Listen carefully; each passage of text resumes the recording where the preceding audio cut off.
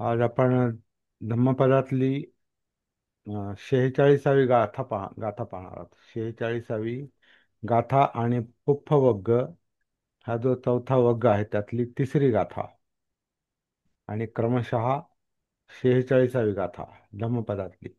Interesting गाथा आहे.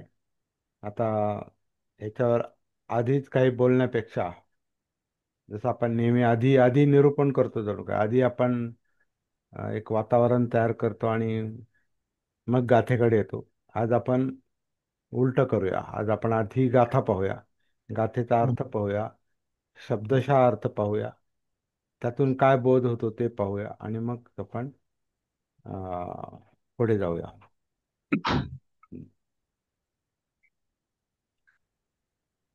फेणुपमं कायमिमं विदित्वा मरीचिधम्मं अभिसम्बुधानो छेत्वा न मारस्स पपुफकानि अदस्सनं मच्छुराजस्य गच्छे.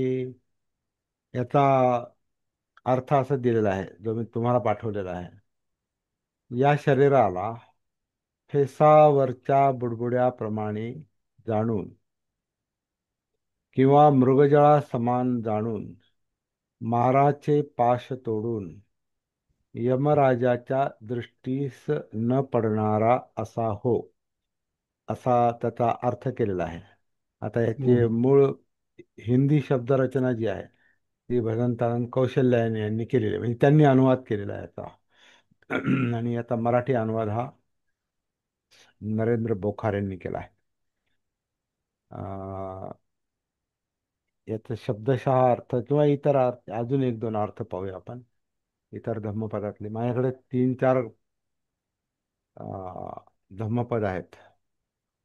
तीन चार धम्मपदाच्या प्रती आहेत, मराठी, हिंदी, इंग्रजी.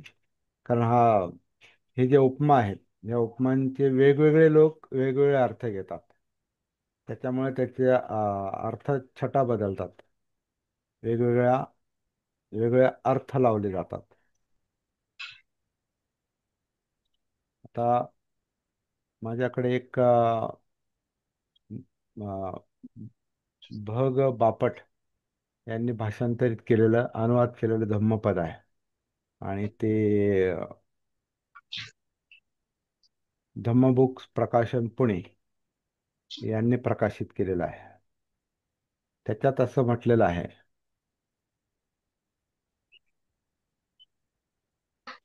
की हे शरीर फेसाप्रमाणे आहे असे समजून त्याची स्थिती मरीची धर्म आहे हे यथार्थपणे जाणणारा तू माराची फुले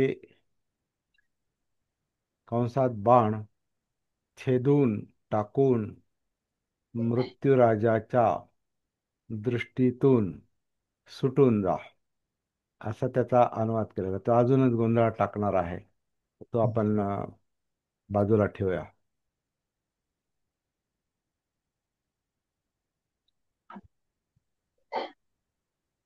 हा, आता सर्व लोक आलेले आहेत.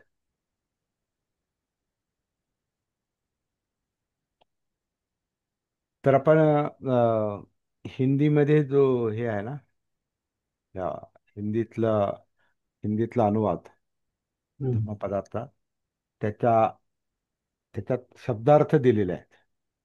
तर काय म्हटलेलं आहे, काय फेणू. फेणू म्हणजे इथं झाग किंवा त्याला आपण फेस म्हणतो, फेस.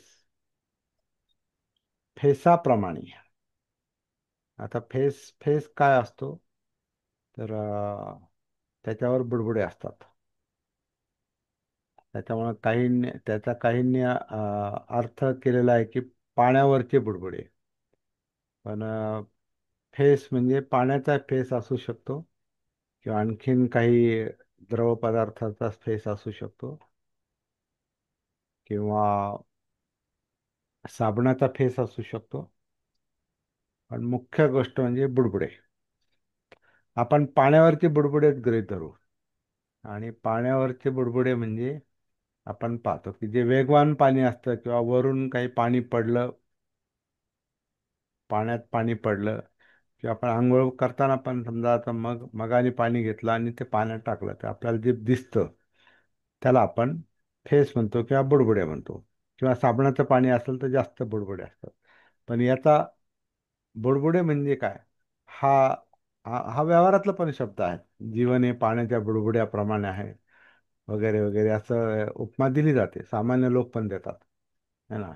तर तसा सोपा शब्द आहे. तर फेणूपमंग म्हणजे फेसाप्रमाणे किंवा बुडबुड्याप्रमाणे.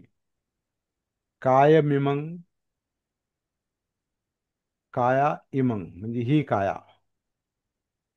ही काया फेसासारखी म्हणजे बुडबुड्यासारखी. विदित्वा, विदित्वा म्हणजे जाणून. विद विद मीन्स टू नो, आपण हे पाहिलेलं आहे. With hmm. म्हणजे जाणणे आहे. मूळ मूळ धातू जो आहे विद. विद म्हणजे जाणणे. विद पासून विद्या शब्द पण आहे. विद्या, विद. तर विदित्वा म्हणजे जाणून. मरीची धम्म, आता हा मरीची हा पण शब्द ऐकला असेल तुम्ही. मरीची माया, मायावी अशा अर्थानं. तर इथं मायावी, इथं मरीची म्हणजे मृगजळ असं म्हटलेलं आहे. मरीची म्हणजे मृगजळ आहे. तर आता मृगजळ काय असतं? जे पाण्यासारखं दिसतं पण पाणी नसतं ते मृगजळ. हे आपण बहुतेकांनी पाहिलेलं असेल की म्हणजे विशेषतः खूप गरमी असेल, गरमीच्या दिवसामध्ये आपण असं समोर जर पाहिलं, जशा डांबरी रस्ते असतात, डांबरी रस्ते खूप तापलेले असतील उन्हात, आणि आपण समोर जर पाहिलं तर त्याच्यावर अशा अशा उलगट. आ असं लहर म्हणजे उष्णतेचं जे हा लहरीसारखं. उष्णतेच्या ज्या लहरी आणि असतात, त्या लाटा हा, असतात, ते त्याचं असं हा, वाटतं का त्या ओला आहे, रस्ता ओला आहे पुढे. हा. ते तर ते मृगजळ आहेत ते ते त्याला हम्म, त्याला तर आभासी पाणी आहे ते. हम्म, मृगजळ हे पाण्यासारखं वाटतं.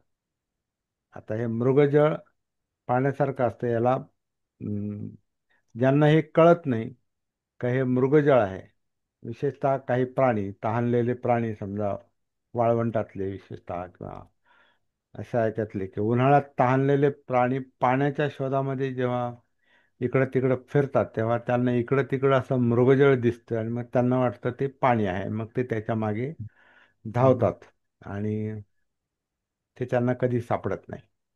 ते पाणी त्यांना कधी तिथं सापडत नाही, कारण ते नसतंच. तर आता अशी उपमा इथं दिलेली आहे जीवनाला किंवा कायेला. इथं काया म्हणजे जीवन आहे, आपलं जगणं आहे. तर हे जगणं कसं आहे?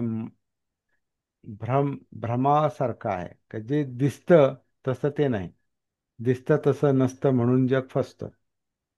अशी एक म्हण आहे. दिसतं तसं नसतं म्हणून जग फसतं. ते तसं नाही, ते तर ते मायावी. असं काही आता मायावीची एक फिलॉसॉफी पण आहे यांच्या अभिद काय म्हणतात वेदांताच्या याच्यामध्ये, कुठे मायावी, हे जग मायावी आहे. ते मरीचित. तर हा मनाचा भ्रम आहे. हा मनाचा, चित्ताचा भ्रम आहे. आणि दृष्टीचा भ्रम आहे. समज, अंडरस्टँडिंग. दृष्टीचा भ्रम आहे. जे आहे, जे दिसतं आहे असं वाटतं, ते नसतं. ते तसं नसतं. त्याला मरीची धम्म म्हटलेला आहे. धम्म म्हणजे गुणधर्म. इथं मरीची धम्म म्हणजे मृगजळासारखा गुणधर्म. अभिसंबुधानो. आता हे संबोध म्हणजे संबोधी. संबुधानो म्हणजे जाणणारा. आणि ही प्रगत अभिसंबुधानो म्हणजे ही प्रगत प्रगत धम्म ज्ञान असणाऱ्यानी, किंवा हे जाणून, हा प्रगत धम्म जाणून. अभिसंबुधानो. अभि म्हणजे ॲडव्हान्स, प्रगत जसं अभिधम्म आहे. हे तत्व आहे, हे तत्व आहे. कारण आणि तत्व जे असतं हे जाणायचं असतं. तत्व हे दिसत नाही, हे जाणायचं असतं, ओळखायचं असतं. प्रत्यक्षात काया काय फेसासारखी नाही. काया ही काय बुडबुड्यासारखी नाही. ती घन दिसते, सॉलिड वाटते. आपले शरीर कसं वाटतं, सॉलिड आहे. हे काय बुडबुड्यासारखं दिसत नाही. पण त्याच्यात जेव्हा आपण उतरतो, म्हणजे कायानुसतीमध्ये जेव्हा येतो, आपल्या जीवनात जेव्हा आपण उतरतो, तेव्हा होणारे हे बोध आहेत. तेव्हा होणारं हे ज्ञान आहे. ज्ञान पण नाही, ती प्रज्ञा आहे, समज आहे, अंडरस्टँडिंग आहे. त्याला बोध म्हटले किंवा अभिसंबोध असं म्हटलेलं आहे. तर पहिल्या ओळीतल्या शब्दांचा हा असा अर्थ आहे. या कायेला अं, बुडबुड्याप्रमाणे जाणून किंवा फेसाप्रमाणे जाणून, बुडबुड्याप्रमाणे जाणून, याचा आणखीन पुढचं पहा की हे हा या कायेचा गुणधर्म जो आहे, धम्म जो आहे त्याचा, तो मरीची धम्म आहे. म्हणजे मृगजळ आहे, भ्रामक आहे, आभासी आहे. हे जाणल्यावर काय परिणाम होतो, तो पुढच्या ओळीत सांगितलेला आहे. की हे जाणणारा मनुष्य किंवा हे जाणणारा हे जाणणारे बुद्ध किंवा याला याचा ज्यांना बोध होतो, ते काय करतात किंवा त्यांनी काय करावं, असं पुढचं ते एक काय करावं, काय होईल हे जाणून असं असं करावं. असं काय करावं, तर मारस पपुफकानी छेत्वान, छेत्वान मारस पपुफकानी. आता हे पुष्प, मार म्हणजे मारणारा, अटॅक करणारा. मार म्हणजे आपल्याला मारणारा. आणि मारणारा मारणारा कोण असतो, तर आपल्या चित्तातले विकार असतात, विकृती असतात, ज्याला आपण अं, मुख्यतः लोभ आणि द्वेष म्हणतो. मुख्यतः हे पाहिजे ते नको, हे पाहिजे नको जे संघर्ष आहे तो, किंवा तृष्णा. आणि ह्या तृष्णा फार अ, अ, ह्या आशा आकांक्षा ज्या असतात ना, ह्या मृगजळासारखाच म्हटलेल्या आहेत. ह्या मरीची धम्म हे मृगजळासारखं आहे. ते आहे असं वाटतं आणि म्हणून अ, त्याच्यावर माणूस जणू काही झडप घेतो. म्हणजे ते पाहिजे असतं, ते तिथं नसतं. पण असं वाटतं ते आहे आणि याच्यातून मला सुख मिळेल. ते वस्तूच्या मागे नसतो, तो वस्तूमुळे मिळणाऱ्या किंवा त्या विषयामुळे मिळणाऱ्या आभासी सुखाच्या अपेक्षेने त्याच्यावर धडक मारली जाते. किंवा ते एक गाणं आहे ना, प्रीत पतंगा दिए से करे अपने, प्रीत पतंगा दिए से करे, उसकी ही लव में जल जल मरे. म्हणजे जी दिव्यावर किंवा एखाद्या मेणबत्तीवर किंवा आगीवर अ, अ, झडप घालणाऱ्या, म्हणजे त्यांना तो प्रकाश पाहिजे असतो.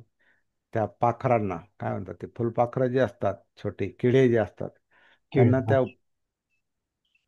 त्या ज्योतीचा प्रकाश त्यांना आकर्षित करतो. आणि त्याच्यावर ते झडप घालतात, त्याच्याकडे जातात आणि मग तिथे ते मरतात. तिथं त्यांचं तर हा माराचं स्वरूप असं आहे. मार म्हणजे मारणारा असा आहे की जो आहे असं वाटतं, काहीतरी आकर्षक आहे असं वाटतं, आणि माणूस त्याच्याकडे आकर्षित होतो किंवा प्राणी आकर्षित होतात. आणि ते तिथं नसतं, ते मृगजळासारखं असतं, पाण्याच्या बुडबुड्याप्रमाणे असतं. ते बुडबुडे आकर्षक वाटतात पण ते विरून जातात. किंवा बुडबुडे म्हणजे तिथं काहीतरी म्हणजे अनित्य स्वरूप आहे, ते स्थिर स्वरूप नाही, असाही त्याचा अर्थ आहे. मारणारा, दुःख देणारा, यातना देणारा, हा मारणारा, अ, मारणारे जे विषय असतात, आपल्याला यातना देणारे जे विषय असतात, हे अशाच प्रकारचे असतात की ते आहेत असं वाटतं आणि त्याच्यात सुख आहे असं वाटतं. प्रत्यक्षात ते तसं मिळत नाही. पण हे जर विदित्वा, जाणलं, की अभिसंबोधी याची जर मिळाली, याचं जर प्रगत ज्ञान झालं की हे मृगजळाप्रमाणे आहे. तर ह्याचा ज्याला बोध होतो, आता हा बोध कधी होतो? त्याच्यात उतरल्यावर, त्या सत्याच्या संपर्कात आल्यावर, या कायेमध्ये उतरल्यावर, त्या चित्ताच्या संपर्कात आल्यावर, मनाच्या संपर्कात आल्यावर त्याचा बोध होतो काय. आणि ते फार, ते पपुप्पक आणि आता फुलासारखं आहे ते. म्हणजे हा, आता असं असं पण आपल्याला पाहायला मिळतं की काही फुलं अशी असतात, आभासी फुलं, मायावी फुलं काही असतात बघा. तर ती मायावी फुलं उमलतात, आणि काही किडे त्याच्यातल्या त्या काय मधासाठी म्हणा किंवा त्याच्या रंगासाठी म्हणा, त्या फुलावर बसतात आणि ते त्याच्या पाकळ्या मिटतात. त्याच्या पाकळ्या मिटतात आणि मग त्याच्यात जे किडे अडकतात तेच त्या फुलांचं अन्न पण असतं.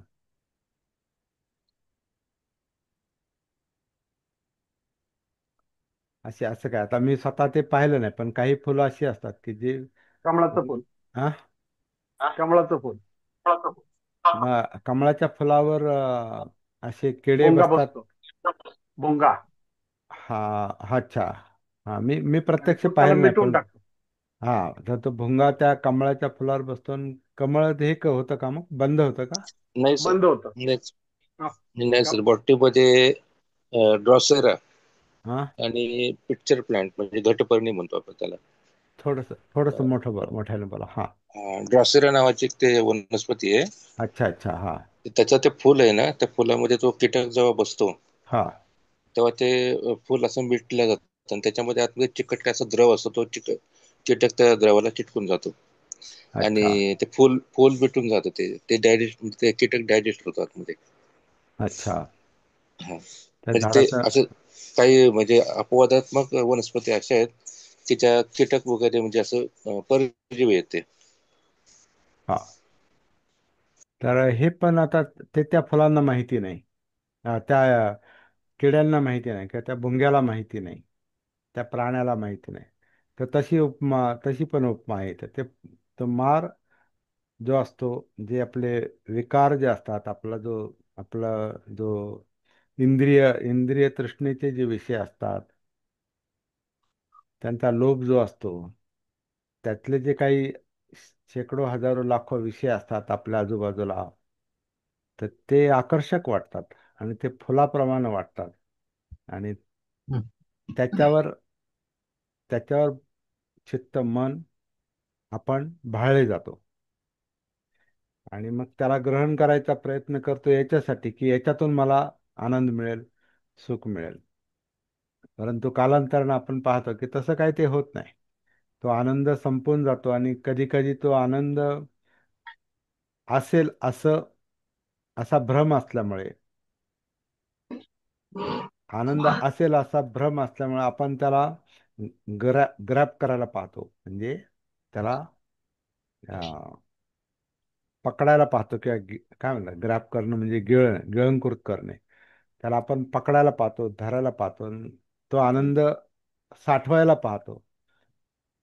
पण तसं ते होत नाही. म्हणून ते बुडबुड्याची उपमा दिली, मृगजळाची उपमा दिली, फुलांची उपमा दिली. फुलांच्या माळांसारखं ते असतं.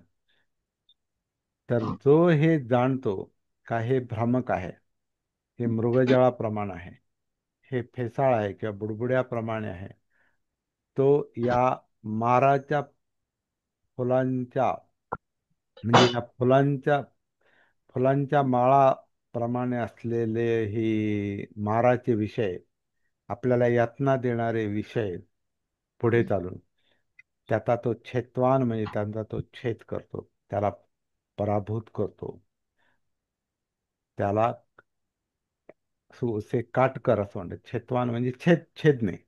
छेदवान म्हणजे छेदणे, असा त्याचा हे आहे, मूळ शब्द आहे, छेद देणे.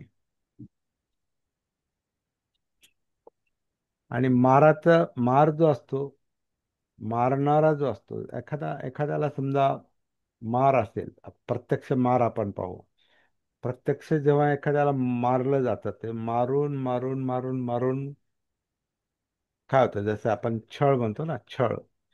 एखाद्याचा छळ जर चालू असला तर छळ करून करून करून करून त्याचं काय होतं, शेवटी त्याच्यामध्ये अंत होतो.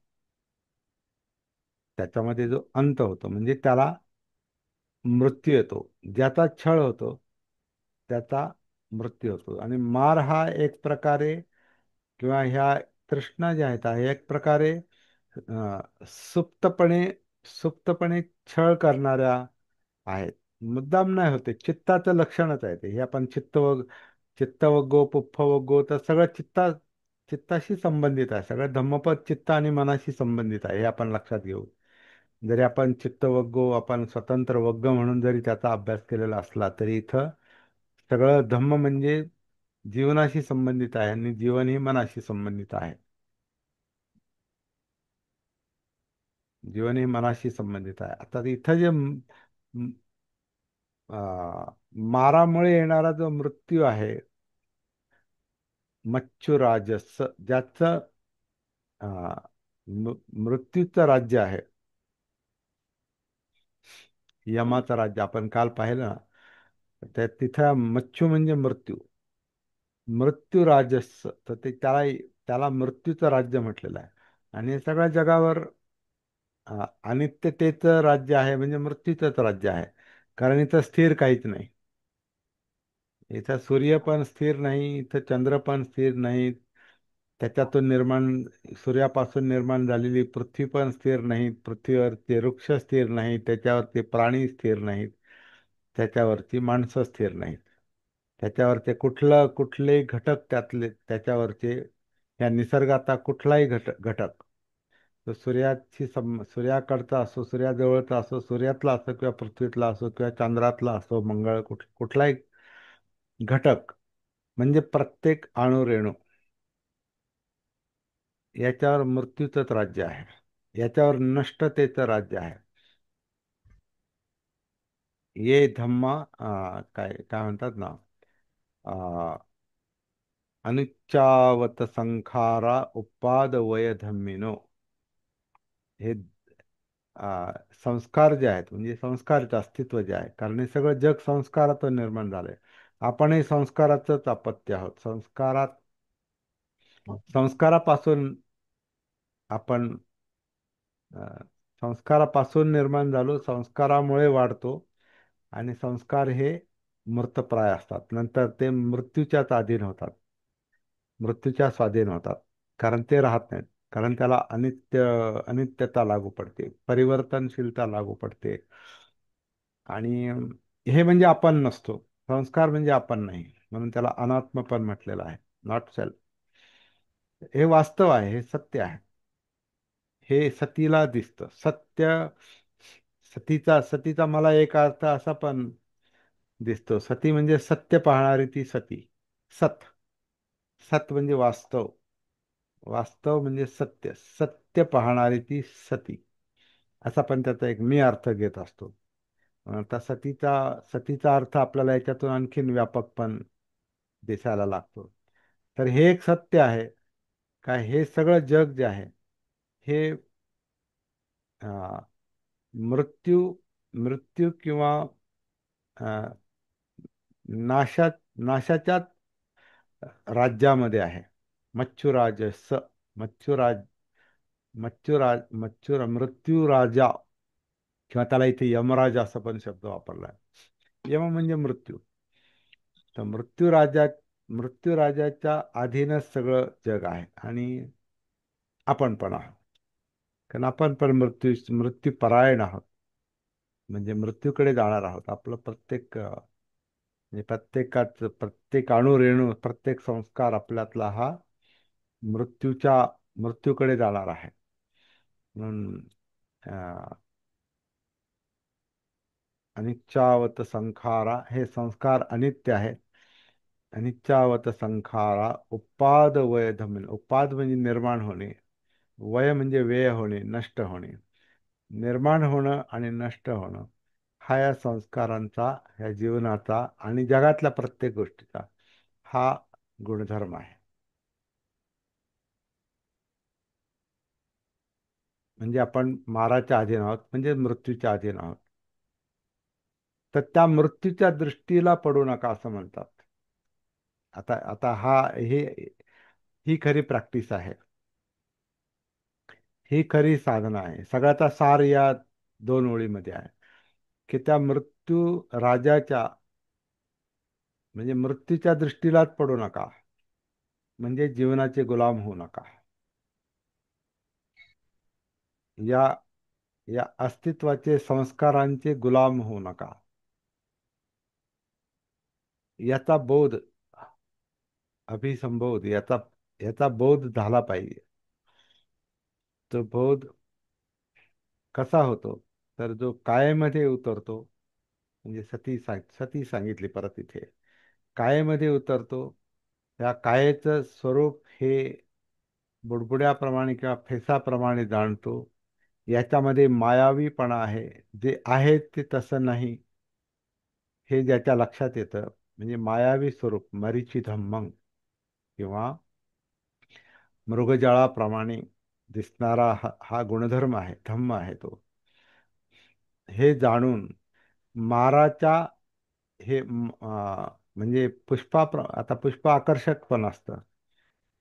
पुष्पमाला जी असते, पपुफकानी, पुष्पांचा जो पुष्पांचं जो त्याला मायाजाल पण म्हटलंय हिंदीमध्ये. असं पुष्प, मायावी पुष्प आहेत ते. म्हणजे तृष्णा ज्या आहेत हे आकर्षित करणारे असतात. तृष्णेचे विषय, चित्ताचे विषय हे आकर्षित करणारे असतात, आणि त्याच्या मागे चित्त जातं, म्हणजे आपण जातो, म्हणजे आपली काया जाते. म्हणून आपण ती तशी कृती करतो. तर हे जाणून, हे जाणल्यामुळं त्याला छेदणं शक्य होतं. त्याचा छेद करणं, त्याचा भेद करणं, त्याच्या जाळ्यात न जाणं, माराच्या जाळ्यात न जाणं, माराच्या फुलरूपी माला माराच्या जाळ्यात न जाणं, त्याला छेदणं, म्हणजे मग जो जीवनाचं हे स्वरूप लक्षात घेतो, हे असं आहे, वास्तव हे असं आहे, हे ज्याच्या लक्षात येतं, त्याला मृत्यूचं भय पण राहत नाही मग. कारण तो, म्हणजे हा अनात्मबोध पण आहे. हा अनात्मबोध म्हणजे ज्याला आपण म्हणतो, हे असं आहे आणि हे माझं आहे आणि मी आहे, ही जी सत्काय दृष्टी असते, हा जो मी भाव असतो, मीपणा असतो, का हे मी आहे, तर तो भ्रम आहे. ते मृगजळासारखं आहे. ते तसं नाहीच आहे, पण ते वाटतं तसं, मी आहे, माझा आहे. कारण आपण सतत सतत त्याच्या संपर्कात राहून, म्हणजे काय म्हणतात, आपण ज्या घरात राहतो ते घर, ते माझंच वाटतं ते. कारण तिथं राहतो. कारण कुठे कुठे राहतो, कुठे राहा, तिथं जागा, एखादी जागा आपण धरली, की आपण म्हणतो ही माझी जागा आहे, है ना.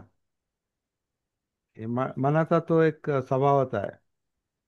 गाडीमध्ये प्रवास करताना आपण काय करतो, फार गर्दी असेल तर खिडकीच्या बाहेरूनच त्याच्यावर काहीतरी आपण टोपी टाकतो, किंवा काय म्हणतात, आपली पिशवी टाकतो, जागा धरतो. यानंतर गाडीत येऊन म्हणतो ती माझी जागा आहे, मी धरलेली जागा आहे. आणि मग तो म्हणतो तुझी जागा आहे, तू काय खरेदी केली का एसटी, ही बस तू खरेदी केली का, वगैरे जे काय असेल ते. मग ते त्याच्यातून वादावादी होते, तर ते मीची आणि माझी जागा. तर असंच असंच ते मायावी स्वरूप आहे ते. जे तात्पुरतं असतं त्याला आपण परमनंट समजतो, जे अनित्य असतं त्याला नित्य समजतो. ज्याच्यात मी माझं नाही त्याला आपण आत्मा समजतो, माझं समजतो. अनात्माला आत्मा समजतो. तर हे असं ते मनाचं जे स्वरूप होतं, त्याच्यामुळे ते सगळा मायाजाल तो निर्माण होतो. तो फेस जो आहे तो हा असा आहे, तो दिसतोय पण तसा नाही. तर कारण ते विरतो, बुडबुडे विरतात. मृगजळ जवळ गेल्यावर नसतं ते.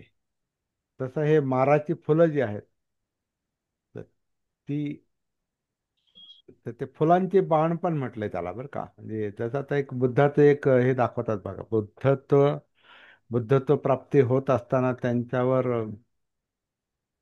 मार अटॅक करतो म्हणतात.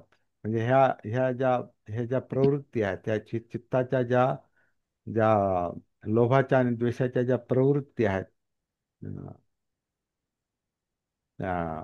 आणि त्याच्यामध्ये ते जसे फुलं आकर्षित करतात, तसे जीवनातल्या काही गोष्टी अशा आपल्याला आकर्षित करतात, बांधून टाकतात, त्या बंधनात टाकतात. त्या ते बंधनाचं किंवा त्या प्रिय बंधनांचा एक जणू काय आपल्यावर अटॅक असतो. तो अटॅक असतो. तर ते बुद्धात हे असं दाखवलंय की शेवटी बुद्धत्व प्राप्ती होताना सुद्धा त्यांच्यावर हा मार असा अटॅक करतो की तो म्हणतो, आता अं, तू जगलं पाहिजेस. याच्यात काय ठेवलं ह्या निब्बाणामध्ये आणि दुःखमुक्तीमध्ये आणि बुद्धत्वामध्ये? तू नेहमीसारखं जगलं पाहिजे, इतरांसारखं जगलं पाहिजे. तर आणि ते ऐकत नाही म्हणून असं म्हटलेलं आहे की तो मार मग त्याच्या वेगवेगळ्या सेनेसह. आता त्या सेनेची पण काही रूप दाखवलेली आहे आता माझ्याकडे का डायरी. 9 प्रकारची सेना आहे म्हटलं. कोणाचे पाठ आहे का मार सेना? बाबूजी, तुमचं आहे का माहिती? त्याच्यामध्ये अं, 9 प्रकारचे माराचे सेनेचे 9 हे दाखवलेत, 9 रूप. बिलकुल सर. आपण हे जे लग्न लावताना जयमंगल अष्टगाथा हा, घेतात ना, हा, हा, हे तेच आहे सर. सुरुवातीलाच जी गाथा दिलेली, हा, बाहू सहस्त्रमभी हा, निमित्त सावधंतन, हा, का ते सावध झाले हो, आणि त्यांनी ते 8 प्रकारचे, हे 9 प्रकारचे विजय आहेत त्याच्यात हो, दिलेले. ती हा, गाथा म्हणजे ते 9 विजय आहेत सर. हा, हा. तर ते नवाचं काय म्हणजे त्याच्यामध्ये ल- लोभ द्वेषाचे ते रूपांतर आहेत. माराचं सैन्य माझ्याकडे ते लिहिलेलं होतं बर. बरं का आता, किंवा मी तुम्हाला नंतर सांगतो. उद्या सांगेल मी. महाराजचं सैन्य एका डायरीमध्ये मी लिहून ठेवलेलं आहे.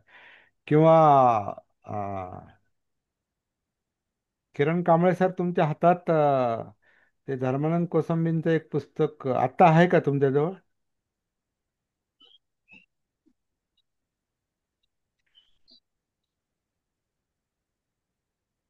किरण कांबळे सर, ते महाराजच्या पुस्तका ते तर धर्मानंद तर आता मी कोसंबींचा बॅगेत आहे, गाडीत बॅगेत. ठेवलेलं आहे. अच्छा, हा. बॅगेत ठेवले, बरोबर. कारण त्याच्यामध्ये धर्मानंद कोसंबींनी महाराजचा आणि बुद्धाचा संवाद दाखवलेला आहे. महाराजचा आणि बुद्धाचा संवाद दाखवलेला आहे. तर त्याच्यामध्ये बुद्ध त्याला म्हणतात की तुझं हे 9 प्रकारचं सैन्य आहे. त्याच्यामध्ये लाभ आहे, लोभ आहे, द्वेष आहे, स्तुती वगैरे वगैरे, असे 9 प्रकारचे ते महाराजचं सैन्य आहे. आणि हे हे मार आपल्यावर अटॅक करतात असं म्हटलेलं आहे. तर ते बुद्ध त्या माराला म्हणतात, हे तुझं सैन्य आहे आणि मी त्या सैन्याला, मी आता ते परतवून, तू माझ्यावर अटॅक करू शकत नाही असं ते माराला सांगतात. आता तू माझ्यावर हल्ला करू शकत नाही. तुझं हे सगळं सैन्य जे आहे मी निष्प्रभ केलेलं आहे, त्याची ताकद काढून घेतलेली आहे. अशा प्रकारचा तो संवाद आहे. तर तो ह्याच अर्थाचा संवाद आहे. महाराजचे पुष्परूपी बाण.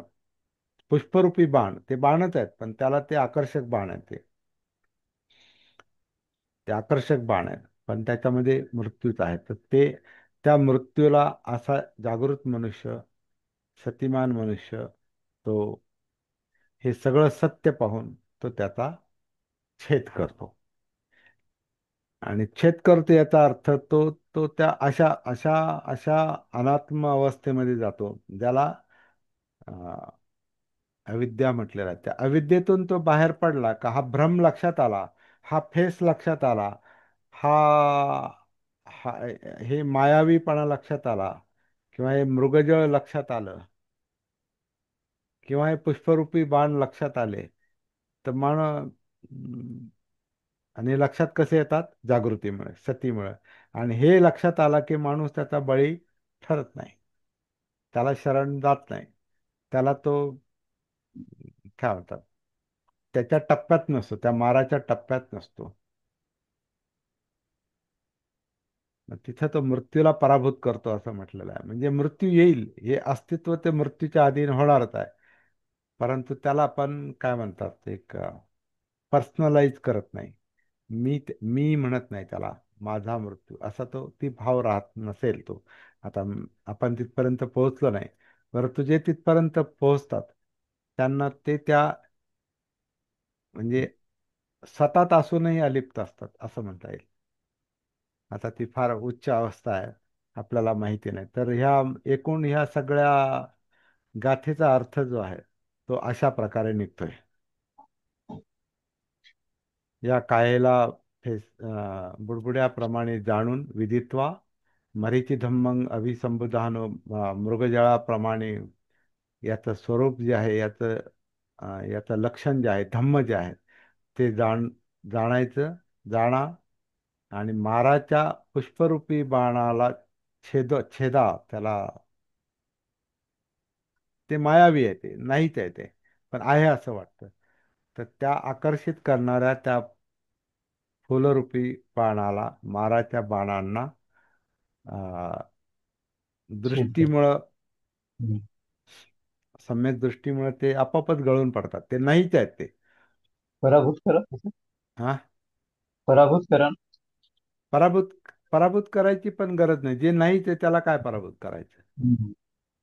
तो भ्रम लक्षात घ्या, मनाचा चित्ताचा भ्रम लक्षात घ्या, असं त्याचा अर्थ आहे. तो लक्षात येतो, तो सतीमुळे लक्षात येतो. कारण कायेमुळे जाणीवा जाणीवा पाहिला तर जाणीवा सुद्धा आपण वेदना जर पाहिल्या ना, फिलिंग आतल्या, तर त्या येतात जातात, येतात जातात. ते बुडबुड्याप्रमाणेच आहे, ते स्थिर हम्म. काहीच राहत नाही ना.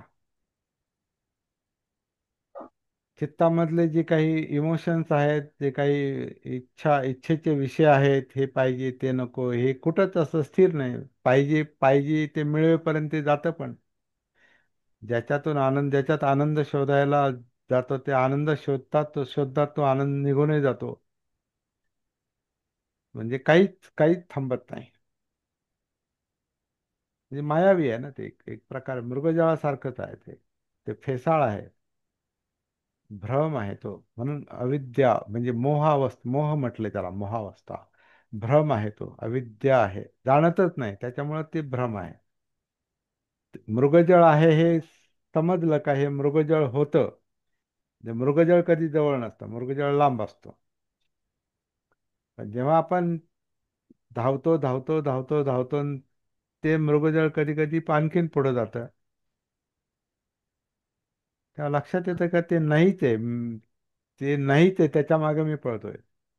हे जेव्हा चित्ताच्या मनाच्या लक्षात येतं तेव्हा ते धावपळ थांबते, संपलं.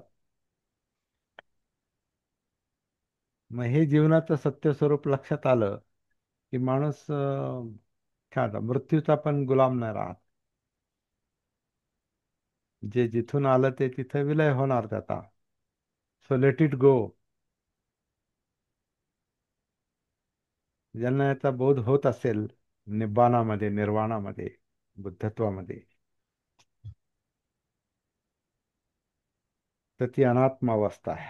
ते जणू काही त्याच्यातच राहून त्याच्यातून मुक्त, असं ते एक हे आहे, स्वरूप दिसतंय त्याचं एकूण. चला आता काही गोष्टी ज्या लक्षात आल्या प्रॅक्टिसमुळं किंवा ह्या साधनेच्या याच्यात, तेवढ्या मी बोललो फक्त. बाकी सगळं सगळं बोलू शकत नाही, मांडू शकत नाही, कारण तिथं पोहोचायचंय अजून. चांगल्यापैकी स्पष्टीकरण केलंय सर. हम्म? चांगल्यापैकी स्पष्टीकरण केलंय म्हटलं. हा, आता ह्याचा आपल्याला अनुभव घेण्यासाठी प्रयत्न हम्म. करायचे. त्याचा अभ्यास करणं फार गरजेचं आहे. हा, अभ्यास आणि मग अनुभव हम्म. प्रत्यक्ष पाहणं कारण ते. आम्ही फक्त हे असे गाथा वाचतोय, त्याच्या हा, पलीकडे डिटेल ज्याला सखोल अभ्यास फार गरजेचं आहे.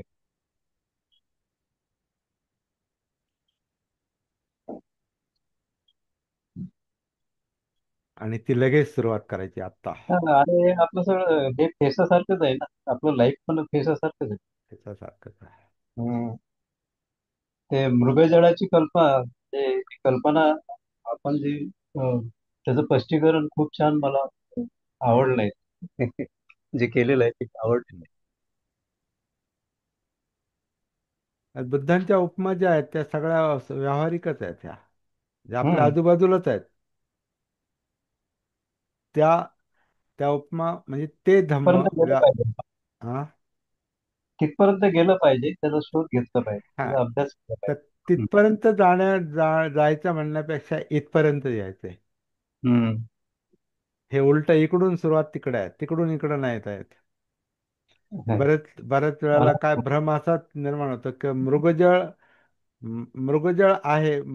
आहे हे लक्षात येण्यासाठी ते मृगजळामागं वर्ष काय म्हणतात त्याला, वर्षानुवर्ष पळत राहतात त्याच्या मागे. अगदी मरेपर्यंत ते माहिती आहे ते मृगजळ आहे, पण मृगजळ नाही हेच मला पाहायचे म्हणून ते त्याच्या मागे पळत राहतात. असे पण काही लोक आहेत. आता एक वेगळी हा विरोधाभास आहे, मी सांगतो. काही लोक जे काही साधनांच्या मध्ये इतके अडकलेले असतात की ते त्याच्यात सत्य सांगितलेलं आहे बुद्धांनी. बुद्धांचं सत्य त्याच्यात वापरलेलं आहे. बुद्धांचं सत्य त्याच्यामध्ये सांगितलेलं दिसतं आणि त्याला आपण आकर्षित होतो.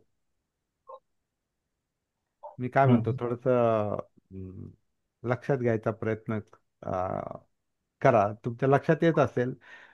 पण मला ते कसं, काही गोष्टी आपल्याला डायरेक्ट बोलता येत नाही, बोलूही नाही.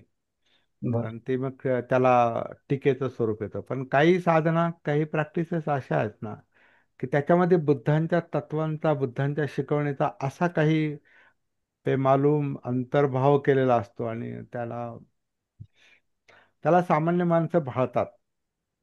म्हणजे बुद्धांची शिकवणी ही प्रियच आहे ती, कारण ती फायदेशीर आहे, लाभदायक आहे, ती रिलॅक्स करणारी आहे, ती मुक्त करणारी आहे, दुःखमुक्त करणारी आहे, सत्य सांगणारी आहे.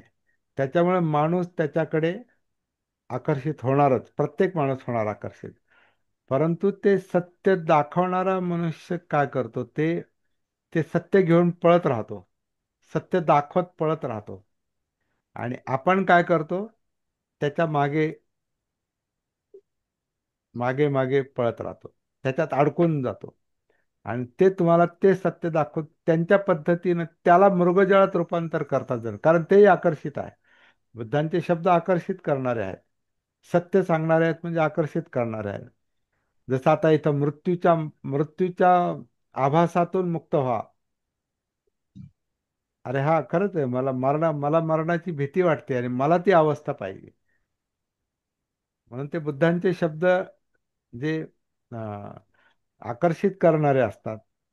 हा खरोखर, अरे हे फुलाप्रा हा झाक की तरह आहे, हे म्हणजे फेसाप्रमाणे आहे, हे कळतंय. हे मृगजळाप्रमाणे कळतंय.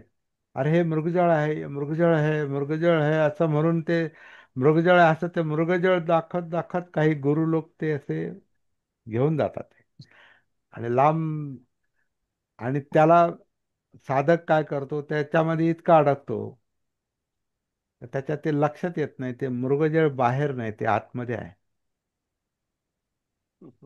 ते गुरुला ते गुरु गुरु गुरु नाही दाखवणार ते मृगजळ. ते गुरु नाही दाखवणार ते मार, किंवा बुद्ध पण नाही दाखवणार ते मार. धम्म बुद्ध दाखवत नाहीत. बुद्ध धम्माकडे अंगुली निर्देश करतात, मार्ग दातात. ते काय मार्ग दाखवतोय मी तुम्हाला, धम्म नाही सांगत, धम्माचा मार्ग सांगतोय, धम्माकडे जाणारा मार्ग सांगतोय. आणि त्या मार्गावर तुम्ही गेलात तर दिसेल. म्हणून ते असं पण एक विधान आहे की बुद्ध म्हणतात, मी बुद्धत्वाबद्दल, निर्वाणाबद्दल एक शब्द पण नाही बोललो. मी बोललोच नाही मुक्तीबद्दल आणि याच्याबद्दल काहीच बोललो. मी मार्गाबद्दल बोललो, तिकडे जाणाऱ्या मार्गाबद्दल बोललोय. म्हणून मी मार्गदाता आहे, मार्ग सांगतोय फक्त. तिथे घेऊन नाही जाणार तुम्हाला, ते तुम्हाला जायचं तुमचं काम आहे, ज्याचं त्याचं काम आहे. कारण ज्याचं त्याचं दुःख स्वतंत्र आहे, ज्याचे त्याचे संस्कार स्वतंत्र आहे, ज्याचं त्याचं अस्तित्व स्वतंत्र आहे. मग जीवन स्वतंत्र आहे, दुःख स्वतंत्र आहे, मग ते मुक्ती स्वतंत्र आहे. ते ज्याने त्याने बघायचे कसं जायचे ते. असं असं जा असं म्हणतात ते. तसं जोपर्यंत एखादा सांगणारा म्हणजे गुरु गुरु बनणारा जोपर्यंत शिष्याला तोडत नाही, तू माझा शिष्य नको राहू. म्हणजे बुद्धाने कोणाला शिष्य नाही बनवलं. तसं जर एखादा गुरु हे सांगत असेल, सांगणारा गुरु म्हणजे सांगणारा, ते माझ्या मागं नको येऊ, मी तुला कुठं नाही घेऊन जाणार, हे जो गुरु सांगतो, त्याला शिष्याबद्दल मैत्री आहे, करुणा आहे. तो मृगजळ, बुद्धाच्या शब्दांचं मृगजळ दाखवून तुम्हाला लांब नाही घेऊन जात नाही. तुम्ही बघा. स्वावलंबी. तर बुद्धाचं काम, बुद्ध धम्माचं काम असं, आणि हे ओळखण्याचं काम आपल्याला आपल्याला करावं लागतं, की हम्म. कोण आपल्याला मृगजळासारखे बुद्धाचे शब्द सांगून लांब घेऊन जातो आणि आपण हरवतो. भगवान म्हणजे बुद्धांचे शब्द असेच राहतात. हा भगवान बुद्धांचे शब्द अक्षरशः उचललेले आहेत. हो, मला एक तुम्ही विश्लेषण सांगत असताना मी एक वेगळ्या याच्यात गेलो, भूमिकेत गेलो. मारीच्य धम्म सांगत असताना हो. मी मारीच राक्षसाकडे गेलो. ते सीतेला पळवण्यासाठी ज्यावेळेस राहतात त्यावेळेस मारीच राक्षस येतो आणि तो मृगजळ, ते पण मृगाचा अर्थ त्यांनी हरिण केलेलं आहे, बर. परंतु ते मृगजळच आहे ते. आणि हे लोकांना आवडतं, ही कथा का आवडते लोकांना? कारण लोकांना हे हे मृगजळाचं जे सत्य आहे ना, ते ते स्वतः अनुभवत असतात, पण त्या कथेत अडकून जातात. ते त्या कथेत अडकून जातात. किंवा याच्यामध्ये बौद्ध लोकांचा किंवा बुद्ध धर्म सांगणाऱ्या लोकांचा पण समावेश आहे, हे आपण लक्षात घेऊ. फक्त त्यांनी त्यांनी त्याचा दुरुपयोग केला असं नाही. म्हणून आता बाबासाहेब पण म्हणायचे की आधुनिक म्हणजे हिंदू धर्म जो आहे तो बुद्ध धर्माचं संमिश्रण करूनच तयार झालेला आहे. पण त्याच्यामध्ये लोक एवढे का अडकतात? तर त्याच्यामध्ये हे बुद्ध धर्मातल्या ह्या तत्वांचा, सत्याचा समावेश, असा अंतर्भाव केलेला आहे, अशा गोष्टी तयार केलेल्या आहेत, अशी असे असे ग्रंथ लिहिले गेलेले आहेत, अशी पारायणं केली गेलेली आहेत, अशी प्रवचनं देतात की माणसं भाळतात त्याला. आणि मग ते गुरु, ते महाराज, ते कोण असतील, बुवा बाबा, ते सगळं ते सत्य घेऊन ते तुम्हाला लांब घेऊन जातात आणि मारीच, माणसं त्याच्यामध्ये मरीच्या हरवून धर्माचा जातात. मारीच, हा मरीच्या धर्माचा, हा मरीच्या आता धर्माचा मरीचं मारीच राक्षस. मृगजळासारखंच आहे. ते मला वाटतं ती चोळीची कथा तीच आहे, नाही का ती? हो, चोरीची कथा तेच सांगितलं, मला तेच हा आठवलं. हा, तो मरीचीच म्हटलंय त्याला. मरीच्या. तर ही मानसिकता आहे, हा आतला भ्रम आहे, बाहेर नाही. ते चोळी बिळी काय नाही, आतला आहे. आणि तो सतीला, जागृतीला दिसतो. हे सत्य विदित्वा, हे जाणा, अभिसंबुद्ध, त्याला त्याचा बोध, प्रगत बोध, त्याचा ऍडव्हान्स, त्याची फिलॉसॉफी जाणा, त्याचं तत्वज्ञान जाणा, ते तत्व लक्षात घ्या, ठेस लक्षात घ्या, बुडबुडे लक्षात घ्या, माराचे फुलरूपी बाण लक्षात घ्या. ते सगळं चित्तात आहे, ते सगळं मनात आहे, ते आत आहे, ह्या कायेत आहे, म्हणून कायेत उतरावं लागतं.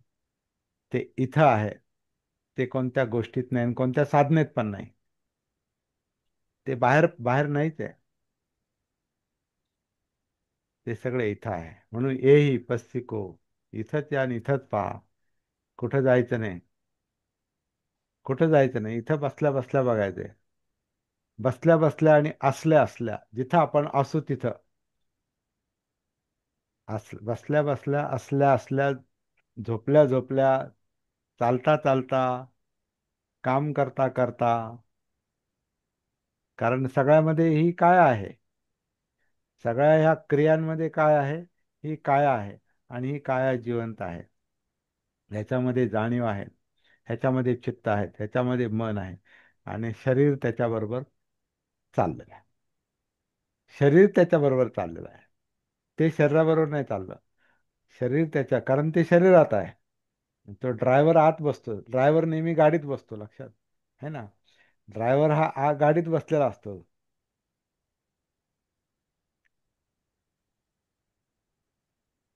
म्हणून त्या ड्रायव्हरवर लक्ष पाहिजे, म्हणजे आपण ड्रायव्हर झालं पाहिजे.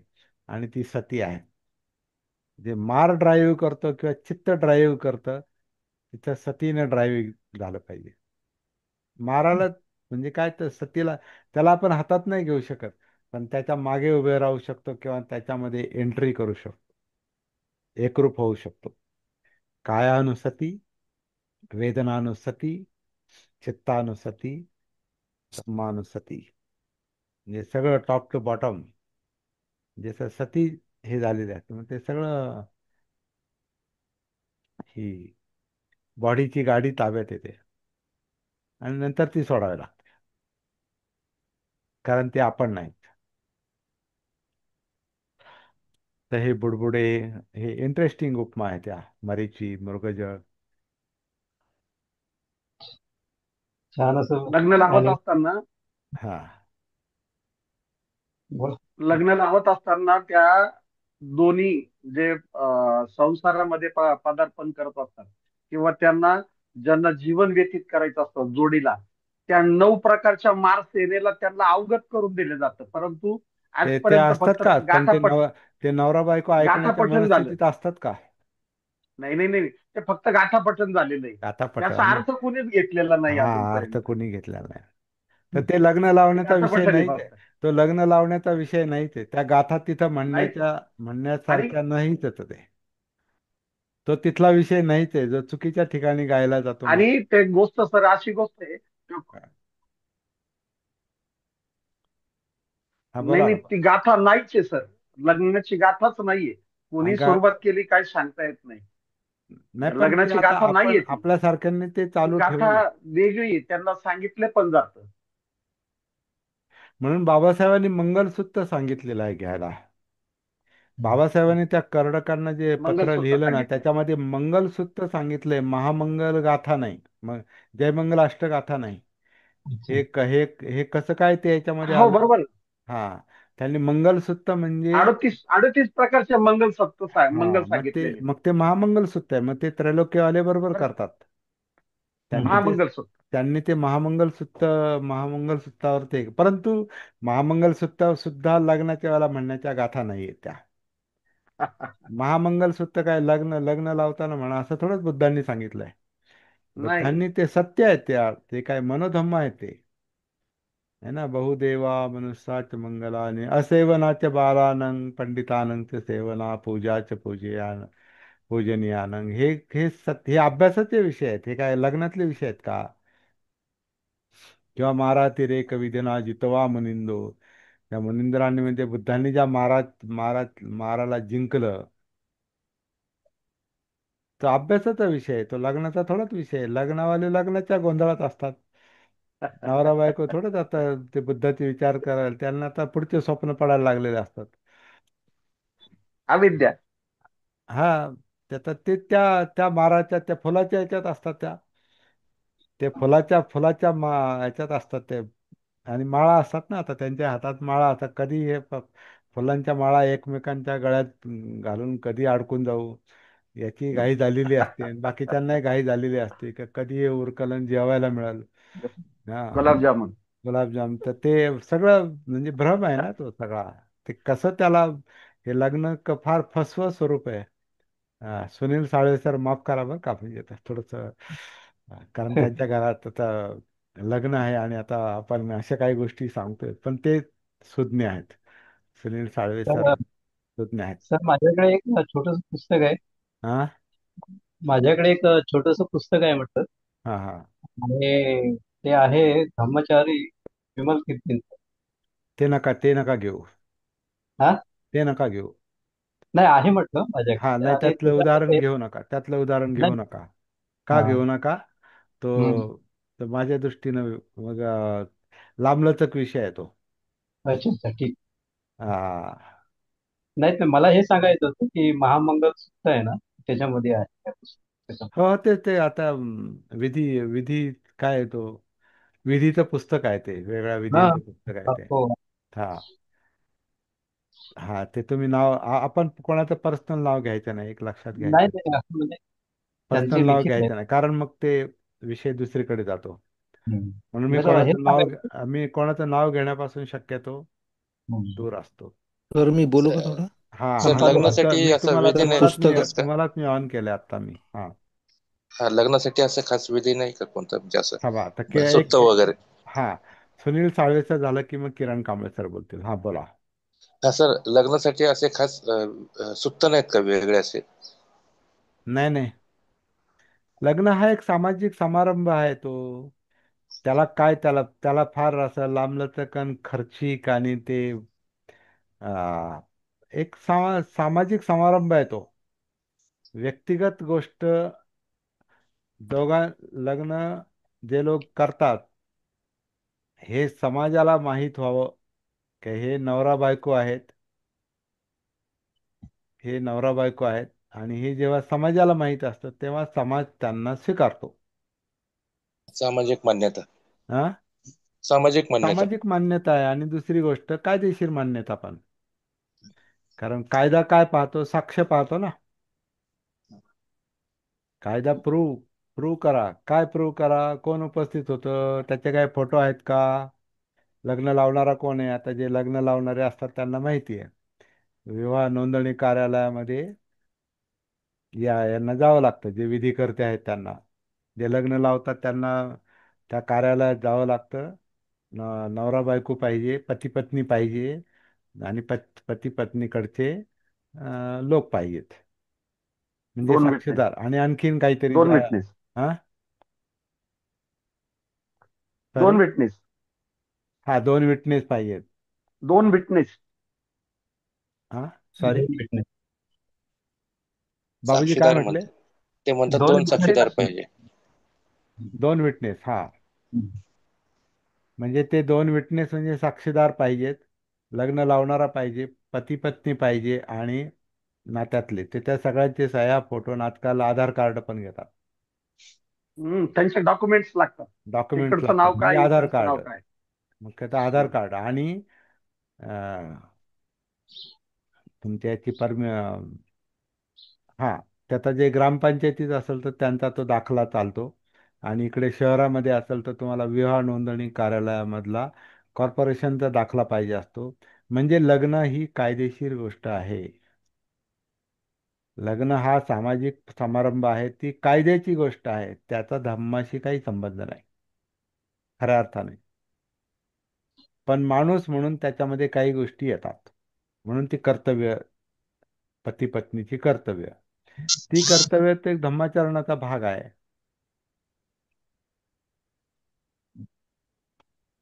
असो म्हणजे बघा आता आपण त्या त्या मृगजळातच असतो आपण, का लग्न म्हणजे असं आणि लग्न म्हणजे तसं, आणि मग त्याच्यासाठी काय काय केलं जातं आता काही जास्त सांगायला नको. तर केवळ साधा सोपा सामाजिक समारंभ आहे तो. खरं म्हणजे व्यक्तिगत समारंभ आहे. पण व्यक्तिगत समारंभ आहे तर दोन व्यक्तींचा आहे, पती पत्नींचा, होणाऱ्या पती पत्नींचा. आणि तो त्याने समाजासमोर करायचा असतोय, किंवा त्यांच्याकडे तिकडे ते काय असेल ते देवा ब्राह्मणाच्या समोर. पण त्या ब्राह्मणाला पण तिथं ते सहीला जावं लागत असेल. आता आम्ही लग्न लावले, आम्हाला माहिती आहे, तिथं सहीला जावं लागतं. बाबूजींना माहिती आहे, किंवा आणखीन काही लोक असतील इथे, त्रिभुवन सर असतील. जावंच लागतं. जावंच सक्ती आहे ती. नाहीतर सक्ती. तुमचं लग्न ग्राह्य नाही. तुमचं लग्न जर सर्टिफाईड नसेल ना लग्न, तर आजकाल तर ते फारच काही लोकांना जे काही परदेशात वगैरे जातात नवरा बायको, तिथं तर ते कशावरून तुम्ही नवरा बायको ते सिद्ध करावं लागतं. You must be certified. लग्न म्हणजे फॉर्मॅलिटी सर. नाही, फॉर्मॅलिटी नाही, ते कायदा आहे तो. नाही नाही, कायदा असतो सर.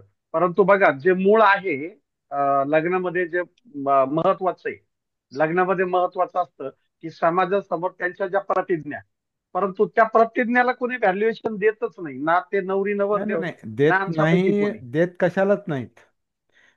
देत कशालाच नाही ना, त्या पठणाला व्हॅल्यू असते ना. म्हणजे आजकाल काय काय ते लग्न समारंभामध्ये नखरे असतात. नखरेच म्हणतो मी त्याला. ते सगळ्यात व्यर्थ असते ते.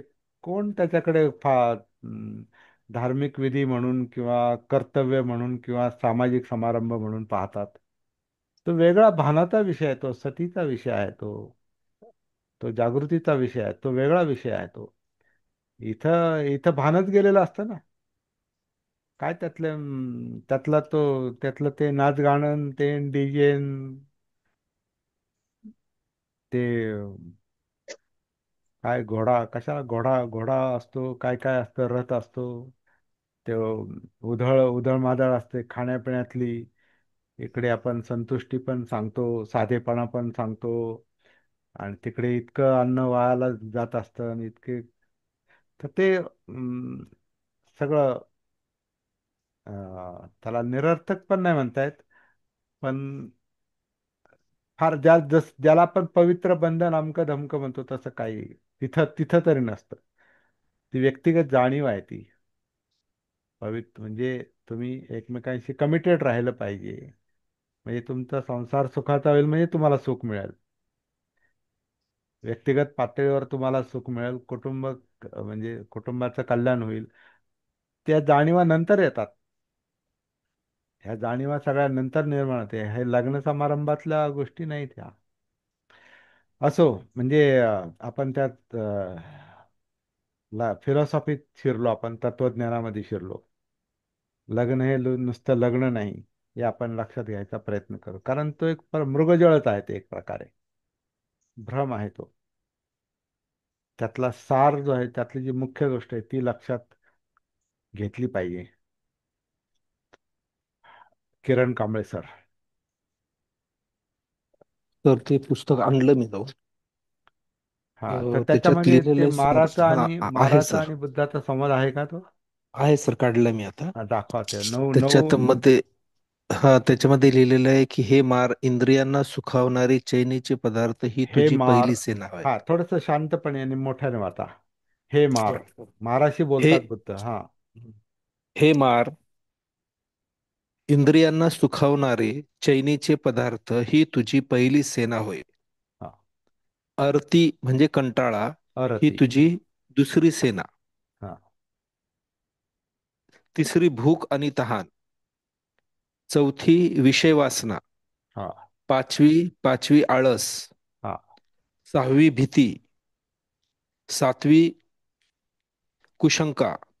आणि डाऊट. आठवी गर्व ही तुझी सेना होय. अहंकार, गर्व, अहंकार. तर हे नऊ नऊ नऊ नाही नाही, माराचं सैन्य याशिवाय सांगितलेलं आहे. हा. याशिवाय याशिवाय. लाभ, सत्कार, पूजा ही तुझी नववी सेना आहे. आणि खोट्या मार्गाने मिळालेली कीर्ती ही दहावी. या कीर्तीच्या योगाने मनुष्य आत्मस्तुती आणि परनिंदा करीत असतो.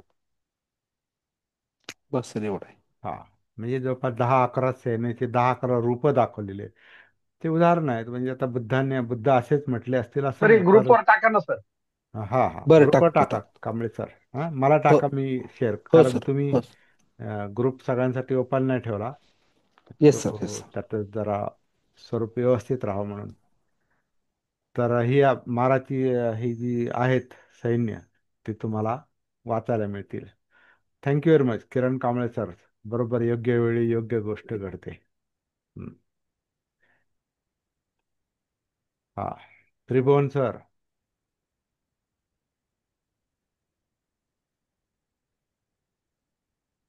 हे त्रिभुवन सरांचं नाव का घेतो मी, ते बौद्धाचार्य पण आहेत आणि धम्मप्रचारक आहेत, आणि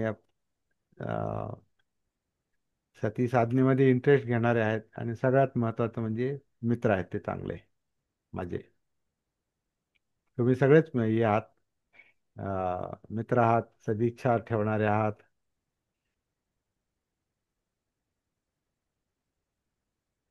बिझी असतात, बिझी दिसतात ते. ओके. हे सगळं रेकॉर्डिंग चालू आहे बरं. बंद नाही केलं मी. आपलं सगळी सगळी चर्चा सुद्धा आपल्या रेकॉर्डमध्ये आलेली आहे. सर, तुम्हाला मी व्हॉट्सअपवर टाकलं sir. Okay okay okay okay, मी फॉरवर्ड करतो.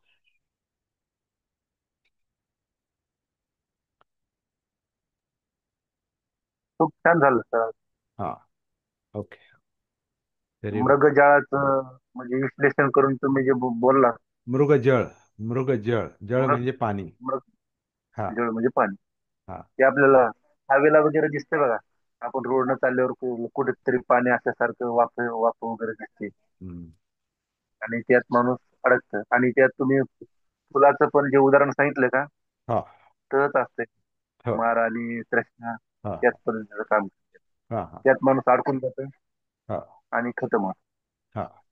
आणि शेवटी हा जे मुद्दा घेतला का, अं, विवाहाचा लग्नाचा, तो पण महत्वाचा मुद्दा होता. हो गाते म्हणजे जरी समजा विजा विषय असला, पण अनावश्यक जे खर्च आणि देखावा हो हाच लग्नामध्ये जास्त असतोय. कारण आता आमच्या मित्राचे दोन मुलीचे लग्न झाले गावामध्ये. हा हा पण मी चर्चा केली होती समोरच, वधू वधूकडे पण आणि वराकडे पण जे महत्वाचे दोन माणसं होते का, त्यांची इच्छा होती मुलाची आणि मुलीची, म्हणजे शॉर्टकट मध्ये लग्न करायचं. पण त्याची आई काय म्हणली मुलीची, एकुलती एक मुलगी आहे आणि लोक काय म्हणतात. आणि त्यांना शेवटी उद्देश काय आपला लग्न लावायचा, शेवटचा उद्देश.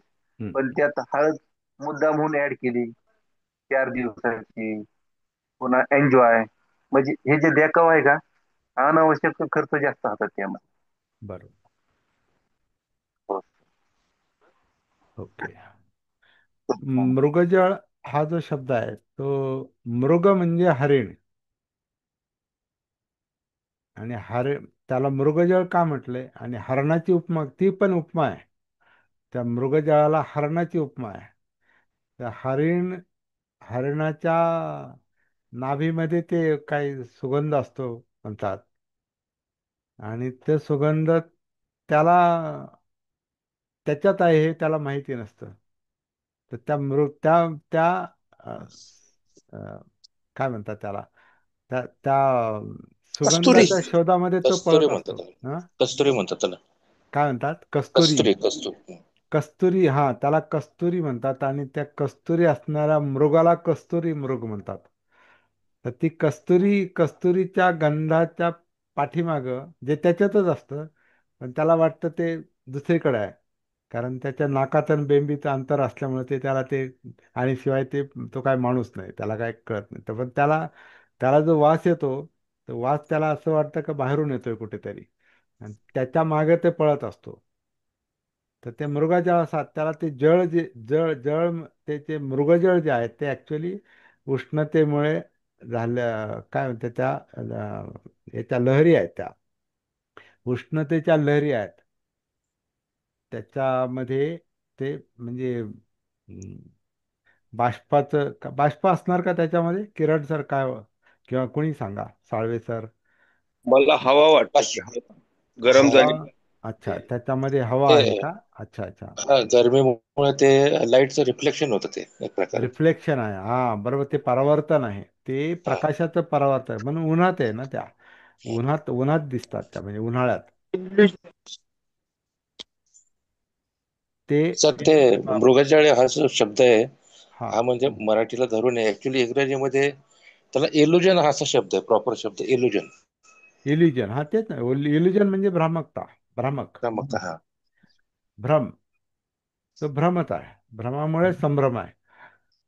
तर हे सगळे काय, त्याला काय नाव द्यायचं म्हणून लोकांनी ती नावं दिलेली आहेत, परंतु ते गुणधर्मावरून नावं दिलेली आहेत. ते मृगजळ जे आहे तो मृगजळ, जसा कस्तुरी मृग, जसा कस्तुरीच्या वास कुठून येतो हे त्याला माहीत नसल्यामुळे तो पळत राहतो.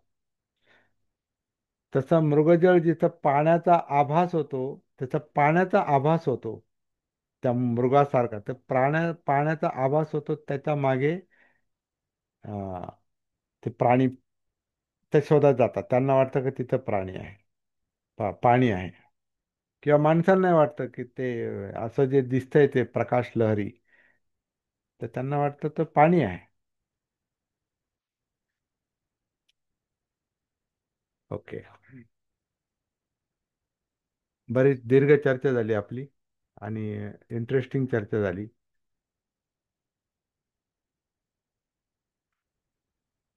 धम्मपद हे खरंच खरंच ते म्हणजे खूप मार्गदर्शक आहे. ते धम्म धम्म सगळ्यात मार्गदर्शक आहे, पण काही सूत्र जे आहेत, काही शब्द जे आहेत, पण त्याच्यात शिरलं तर ते मार्गदर्शक आहेत. त्याच्याशी एकरूप झालं आणि ते स्वतःमध्ये पाहिलं तर ते मार्गदर्शक आहेत, नाही तर नुसते शब्द आहेत ते. मग नुसते शब्द असतील तर मग नुसतं पठण आहे, आणि मग ते त्या पठण कशाचं करतो ते माहीत नसल्यामुळे ते कुठेही पठण करायचं. म्हणून थोडा आपण लग्न समारंभाचा हे घेतला. तर ते लग्न समारंभात आपण घेतो ते वाईट आहे, चुकीचे आहे अशा अर्थानं नाही. पण तिथं त्याचा त्याचा अर्थ बोध होणं, आणि ते लग्न लावणाऱ्याला पण तेवढा वेळ नसतो समजावून सांगायला की आपण काय म्हणतोय. म्हणजे कारण ती वेळच नसते ते सांगण्यात. ते लोकांना लोक लोक म्हणतात उरका लवकर, है ना. लोक म्हणतात लग्न उरका, ते जास्त पाल्ला नका लावून सांगू नका. तर ते बरोबर आहे त्यांचं, लोकांचं. तर असं एकूण स्वरूप पण आपण ह्या गाथेच्या निमित्तानं पाहिलेलं आहे. तर आपण खूप भ्रमामध्ये जगतो, वागतो, काम करतो आणि पळतो, ह्याही गोष्टी आपल्याला याच्यातून लक्षात आलेल्या आहेत. तर आजची चर्चा मला महत्वाची वाटते, नेहमीसारखीच वाटते. पण आज कुठेही मी रेकॉर्डिंग बंद नाही केलं, लक्षात घ्या.